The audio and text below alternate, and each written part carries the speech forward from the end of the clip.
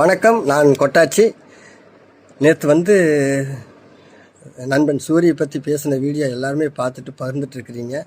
ஆனால் நான் என்றைக்குமே சூரிய என்னோட நண்பன் தான். எங்களுக்குள்ளே எந்த ஒரு ஒளிமறைவும், அதாவது களங்கமோ நட்பில் ஒரு விரிசலோ எதுவுமே கிடையாது.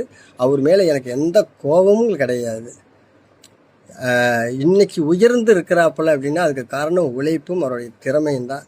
சினிமாவில் யாருமே ஹெல்ப்பிங்கிறது தாண்டி திறமைக்கு தான் இங்கே வேலை, அவர் உழைப்புக்கு தான் மரியாதை.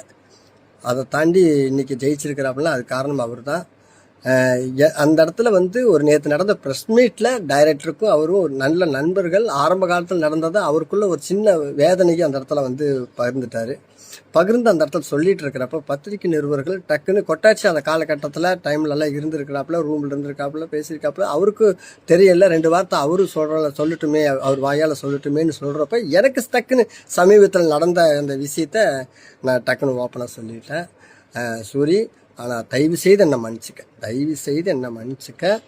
நான் எதையுமே வச்சுக்காம நான் என் நண்பன் எனக்கு ஒன்று இது பண்ணி கொடுக்கல அப்படின்றது குறையாக நான் பதிவிட்டுட்டேன்னு நினைக்கிறேன். அது குமரல் தான். எனக்குள்ளே இருந்த அந்த ஆதங்கத்தை நான் டக்குன்னு உணர்ச்சிவசப்பட்டு நான் சொல்லிட்டேன். தயவுசெய்து என்னை மன்னிச்சிக்க. நிறைய குழந்தைகளுக்கு இப்போ ஸ்கூலுக்கு அதுக்கு இதுக்குன்னு நிறைய நீ உதவிகள் பண்ணிகிட்ருக்கிற பண உதவிகள் அதெல்லாமே நான் கேள்விப்படுறப்ப எனக்கு பெருமையாக இருக்குது, சந்தோஷமாக இருக்கும்.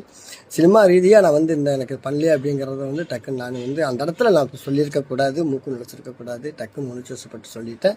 தயவுசெய்து என்னை மன்னிச்சிக்க நண்பா.